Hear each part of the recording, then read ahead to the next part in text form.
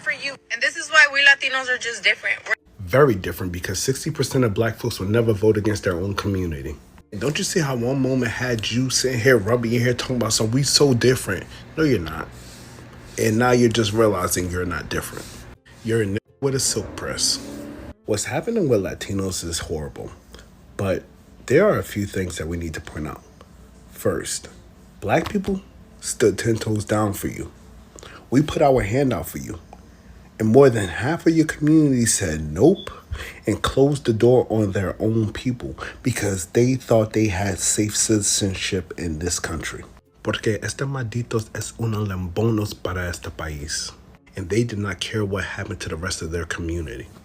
And for two, the same people that voted against you are now quiet, standing next to you marching, talking about we're family. Black people know a scam when we see it. And we know the same people that voted against you, they're still in that crowd.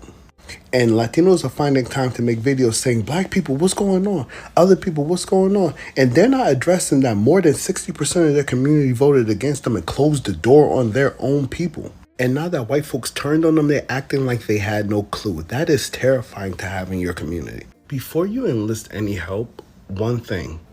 Primero, busca los lambones en su comunidad. You need to look for the lambonos in your community first. Because I don't know who they are, but you got a bunch of traitors marching next to you. So you need to start to question people.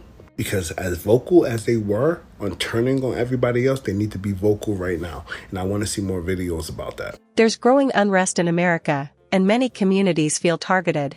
After the 2020 BLM protests, some expect the black community to rally for others' rights. But as you'll see in this video, many black people don't feel they should be the ones leading the fight. With everything going on right now, especially in America, there's a lot of civil unrest. It's almost to the point where it's like a boiling point, where it's about to pop, where it's about to burst. Everyone is having civil unrest. It's like it's teetering onto something, but we don't know what it is yet, right? Everybody keeps saying, how could they do this? Why isn't anybody stopping anything? Like, what's going on? There was a black woman that said, and I quote, "The reason why nobody is throwing the first stone is because they're waiting for black people to throw it first." Back in 2013, I was helping this young lady with her master's level course. I forget exactly what she was going for, but I was helping her with criminology.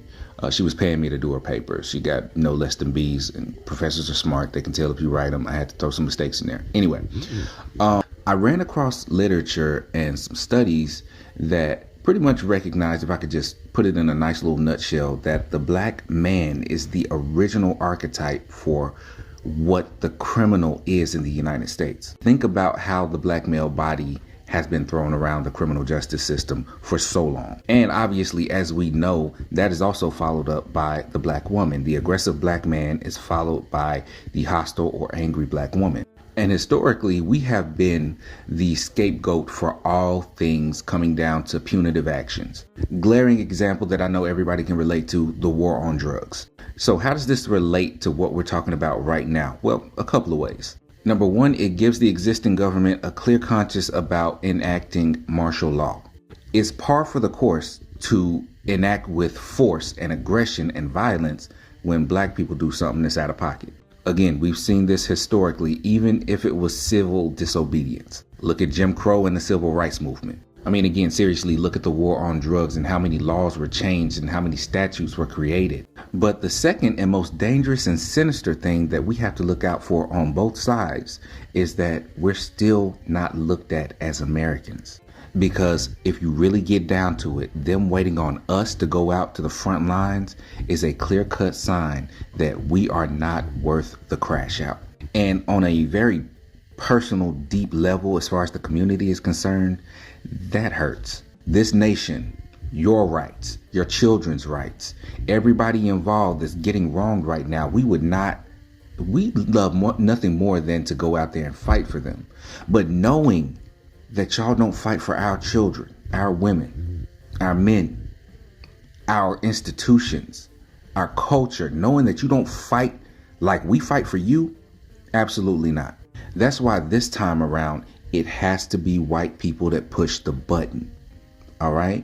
You're going to have to fight for Americans, and Americans includes black people, Hispanic people, Asian and Pacific Islander, White people are going to have to be the ones that free themselves from whiteness. And that's just the end of the story. To make one thing very, very, very clear. We are going to do everything in our power to make sure Kamala Harris doesn't win. Vote for, if you want Donald Trump to win, say that. I will vote for Satan if I have to. Remember, no one's free until we're all free. And we can't protect ourselves if we can't protect each other. This is the time for all the minorities, all the movements, all the working class to come together and really build power and really fight against the fascism that's been here, but finally popping its head out and being loud and proud about it. And unless we do something, really come together, it's gonna get real bad.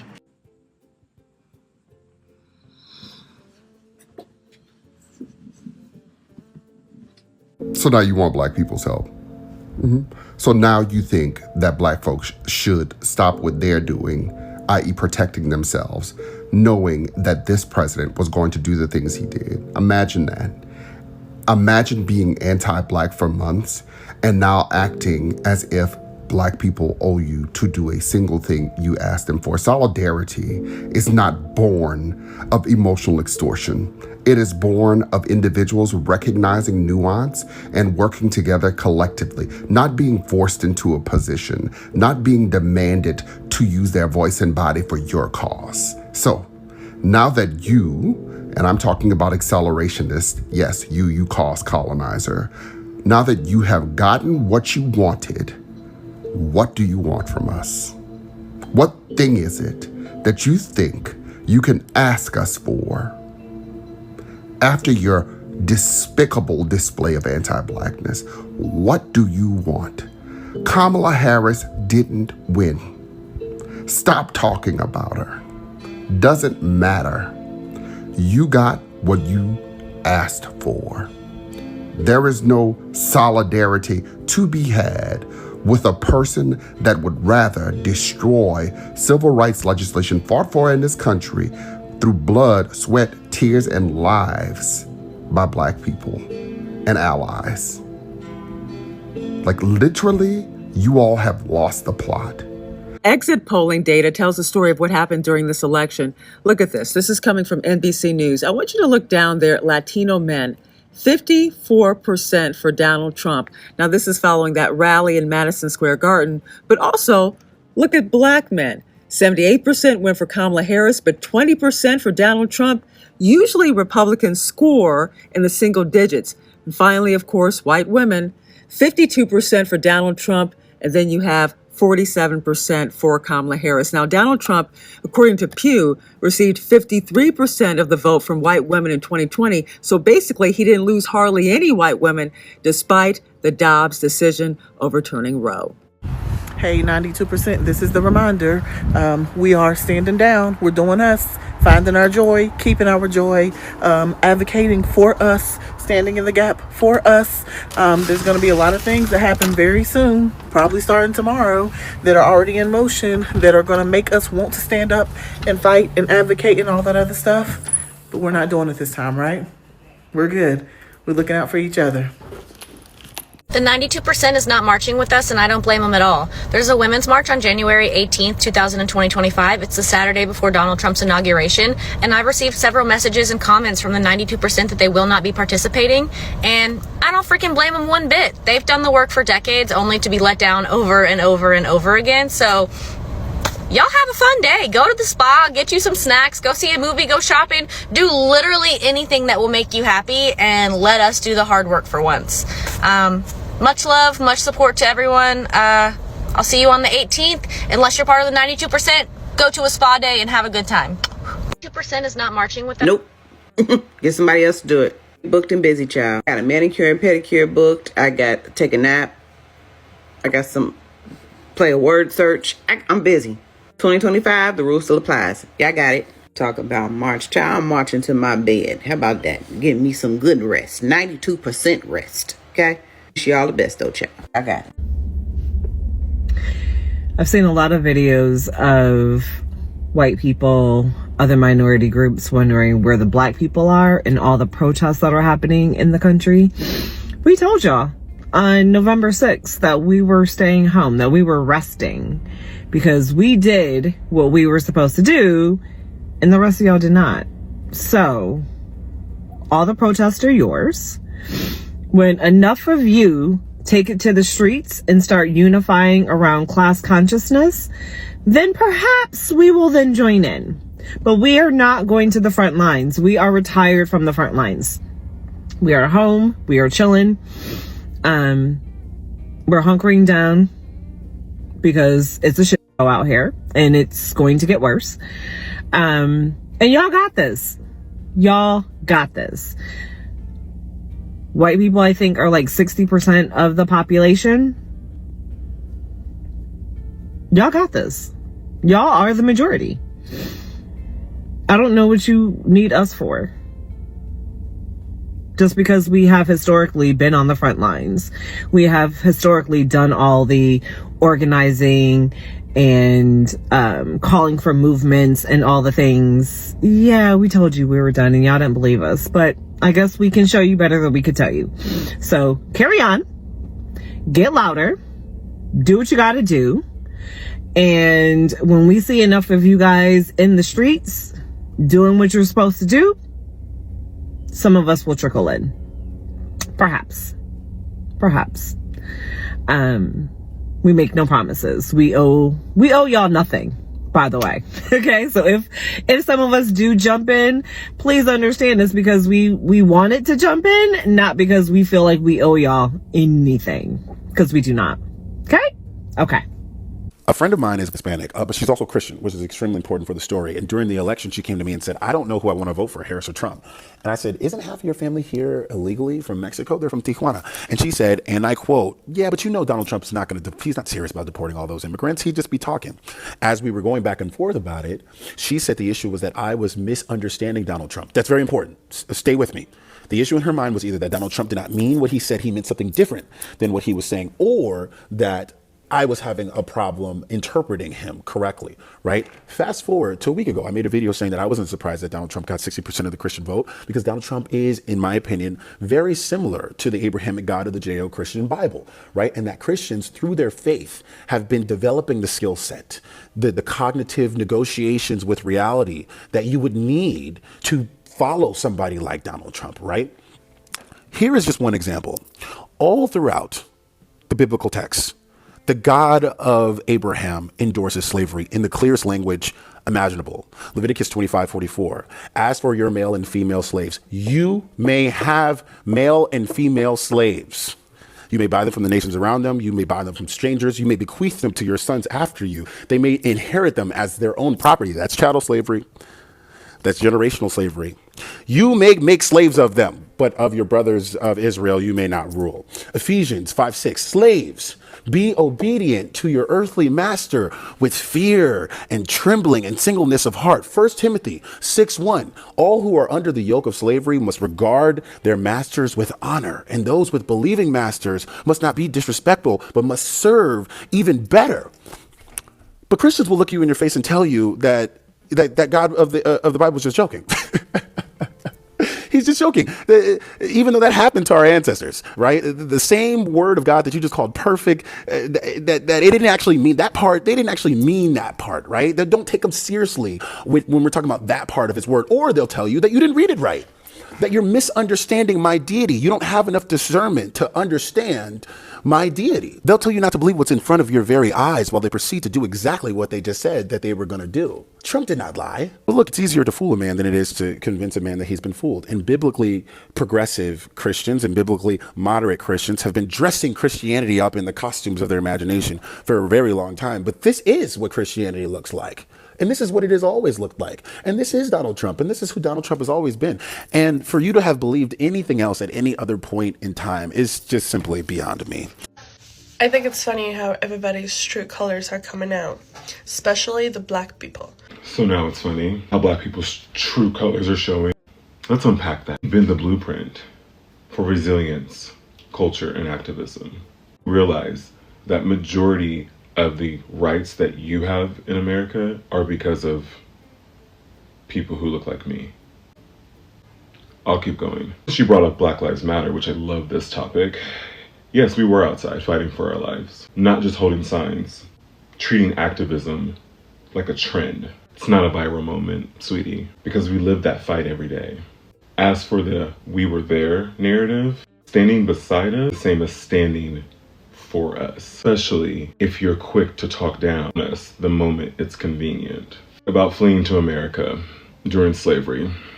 Mexico abolished slavery in 1829, which made it a refuge for enslaved Black people escaping the US. We didn't flee. They sought freedom. Those two are not synonymous of each other. Flipping through a history book, a Google search would have told you that. Lastly, I'll say this. If solidarity comes with conditions or backhanded comments, keep it. Black people don't need performative allies. Damn sure don't need people who want to sit here and not take accountability for their own actions and question their own people why they voted for that. We did our part. So yeah, you know I'm gonna be at? Right here, chilling. I'm in the house. I'm in the house. Good luck. So we have a discourse going on between, I think majority like Mexicans and the Black community. And I just have to say to my Mexican people who are asking why the Black people are not like protesting with us or whatever. Why? Why would they? 92% of their women voted for Kamala. 80% of their community of men voted for Kamala. 60% of Latinos voted for Kamala. And I believe the majority were women and the majority were Mexican. But that number is crazy, considering that Hispanics and Latinos are becoming the fastest growing minority. Like, we are going to be the majority soon. And it's crazy for me to think that number was so low. And now you're asking where the Black community is when they're the ones who tried to avoid this. Hello? They tried to avoid this. We all tried to tell you guys, even within my own community. I'm talking to you guys because I did the work. And I know other Latinas who did the work. We were on calls every week. We were writing postcards. We were making phone calls. And you guys were probably nowhere in sight, my Latino community. And now you're begging the Black community to come help us, to come save us. No! I think it's time we learn to save ourselves and let the Black community rest. Because my God, have they not done enough work? So, yeah.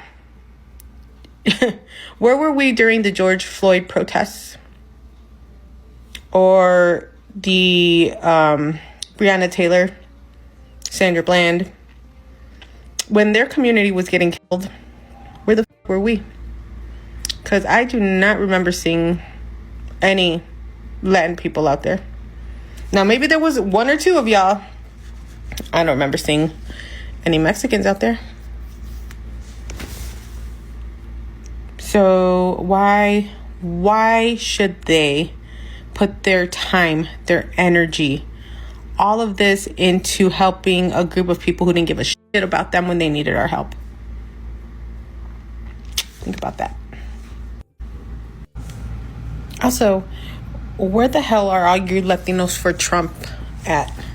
Because I see a lot of you guys crying on here that you regret your decision. He lied to us. He used us. Where the f*** are you? Are you out there protesting? Because you are really the ones who need to be out there. You guys. And all your regrets for voting for him with your asses. Kamala wasn't supposed to win. Hear me out. Kamala did exactly what she was supposed to do. She was supposed to show Black people that we actually are together. That's the first thing. The second thing is, that was our last fucking act of empathy for everybody else. Because that's what we was trying to do. We was trying to save everybody. You feel me? It's okay for everybody to be here when it come to black folks. We don't give a if you want to be a boy, girl, or a little pig when you wake up in the morning, be that. Okay? We were okay with that. But guess what? The universe said, nah, that's all I want you to see. It's always been y'all. It's always been y'all caring about everybody else. No, she did a job and she did a great job. She did. But we gonna let this man show them. We gonna let him show them what it is. And who was vouching for everybody? It was always us. Now look at you. Fighting for your mother rights. And you voted for that. Y'all literally voted for the man who called y'all this a little bit of time before he yeah, y'all voted for that man. Y'all voted for that man. He said a lot about everybody, but y'all was so focused on what he said for black folks that you thought that that's who he was finna try to give a hard time. That's what you thought, didn't you? Yeah, Kamala was the last straw for us. We tried.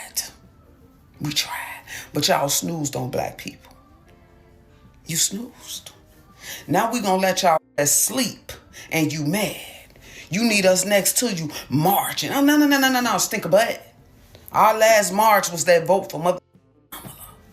At this point, we don't have a choice but to embrace what the world is showing us. But let me show you what I'm seeing. I don't know what y'all seeing. But I see a lot of motherfuckers begging for the black people to come stand beside them. Even though you betted against us, y'all think y'all could play in our face like that, though? Y'all think we that motherfucker? I don't know. What do you think? Tell me. What do you think? We tried to save y'all. You hear me? Because we actually cared about people. But now y'all wondering why, if y'all the 92% and you the 86%, why y'all not out here? Why the fuck would we do that, stinker butt? It seems black folks was the only people standing together. My very much vision that I want to see before I leave this earth is black people together. And let me tell you something. I think I seen it. I'm watching it. I'm looking at it right now today. I am happy. I am happy. I'm very much happy. So yeah, that's my perspective on what happened. And I hope that it might help somebody else. The Latino community also understand that there was a very loud and vocal side of their own community who didn't think about how their vote could affect their own people. Dear Latinos, being racist to other Latinos, indigenous, and black folks will not bring you any closer to the whiteness that you crave so much. And if this message bothers you, then it was probably meant for you. Okay, so there's a lot of discourse right now around Latino content creators, Latino influencers that are choosing to stay silent during this time as our community is being targeted, as our community is being attacked. And I have to be honest and say that I am not surprised.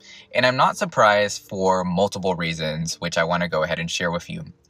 Leading up to November and what happened, I saw a lot of Latinos pop up and support him.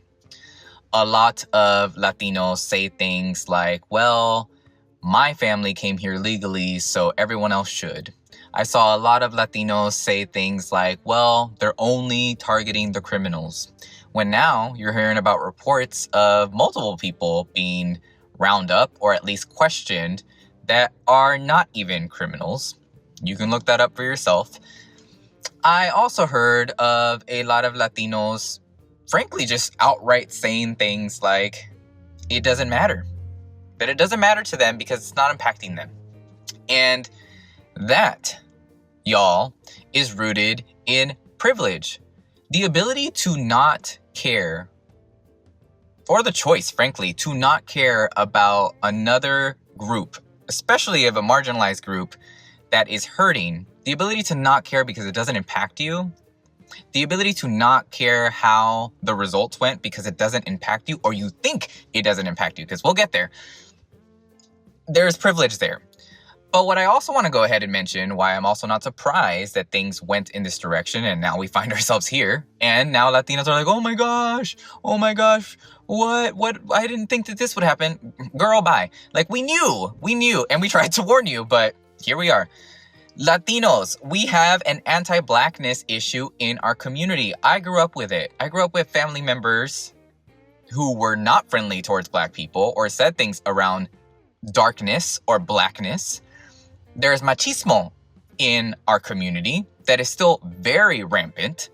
This need to dominate over women. So machismo, racism, the disinformation and misinformation that is an issue in our community. So all of that together, I knew, and I said this months ago, that it would lead to, or it could lead to, people not voting for her. And here we freaking are, okay? So I'm not surprised. And also, internalized racism, the proximity or the need to feel like you want to be white, even though you will never be white. Never. It won't be a thing. All that comes together, and you have what we're going through now. So I'm not surprised. This isn't about division, it's an opportunity to learn. I want to end this video with a Black woman who went out of her way to stand up for someone being berated at work for speaking Spanish, showing that empathy and kindness still exist. So, I know we're supposed to be boycotting Target, but this morning my crock pot broke and I saw that Target had a crock pot on sale for $19.99. Listen up, because this story is wild, what happened when I went into Target. I go into Target and, because apparently this crock pot was on sale on Instacart. So, I had to do a price match. This crock pot was not on sale in Target, so I had to go to guest services to do a price match. I'm in guest services, and in guest services there is a very long line. Target is severely understaffed tonight, but working in Target was a Hispanic young man doing the checkout, and there was another Black young man that was doing the drive-through orders, and the two of them were handling all of the guest services in Target just now. In the back of the fitting room in Target was a Hispanic lady who does not speak English. All right, doesn't speak English, just keep this in mind. This other lady, Middle Eastern lady, needed help. She could not get help from this lady because the lady did not speak enough English to help her. Okay, cool. So this Middle Eastern lady decides to take her butt up to the front of the line, and she decided to complain to everyone how she can't get any help in the store because the lady in the back doesn't speak English. So the guy was like, okay, well, let's just go have someone else come and help you. We'll have someone just go back over there and help you. So this lady decided to keep going off at the mouth, talk about how she was about to sue Target because the lady doesn't speak English. She was about to sue Target because she couldn't get help in the shoes. And then before she walks off to go get help in the shoes that she needed, she tells the guy that actually helped me with the crock pot to price match it. She tells him, well, if she don't speak no English, she can just go work at McDonald's. Yeah, she had the wrong one tonight. So I'm letting you know right now, if you see a video of someone recording me, I have a crock pot in my hand. I approached this lady and I told her, yeah, that was racist AF. You dumb AB. And I just heard you tell that lady that she can go work at McDonald's if she doesn't speak English. And then I proceeded to tell this lady she can go work wherever she feels like working. Target employed her. She's doing a great job at her job. The lady was doing an amazing job. She doesn't speak English. Okay, oh well. And I'm sure she does speak English, just not to the level of the lady wanted her to comprehend at that point. So this lady continued to tell me that I'm not allowed to say dumb AB in Target. And I said, ma'am, this is freedom of speech. You decided to say something racist, exercised your freedom of speech, so therefore I'm about to exercise my freedom of speech and go ahead and let you know that you are a dumb AB for that racist comment. So then the worker was standing next to me as this lady decided, I'm standing, so there is a very large distance between me and this lady, and the worker that ended up helping her, who was also Hispanic but also he spoke English, was standing next to me, and this worker had already told me that he had already informed his teammates, like, we're not helping this lady, she's just throwing racism all around at our employees. So this lady decides to take out her phone and start recording me and say that I'm harassing her because I started saying the B word to her. And I said, I'm not harassing you, I'm not touching you, I'm not lunging forward, I'm actually standing right here. And she looks at the guy and she says, isn't she harassing me? And the guy said, nope, she's not. She's standing, the employee, he said, nope, She's not harassing you. She's standing right there. So I'm like, yeah, you're right. I'm not harassing you. So then I decide to walk away. The lady follows me, actually. So I walked away. She follows me, starts recording me. And then she turns around and says, this is the lady that's trying to fight me.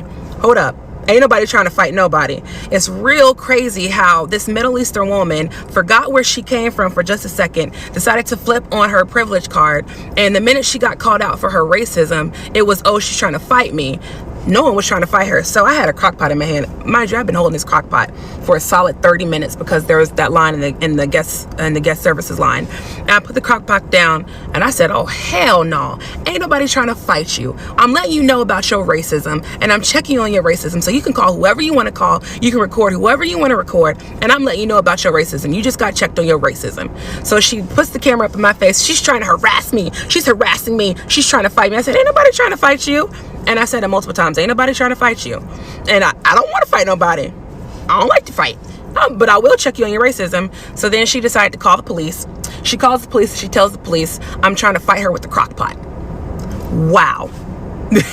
So if you see the video out, yeah, it's me. I checked somebody on that racism. Just because y'all got that person in president don't mean y'all about to be out here saying what y'all want to say, whatever y'all want to say, to whoever you want to say it to. You better be careful of who's watching and who's listening. No time for racism. None. Period. At all.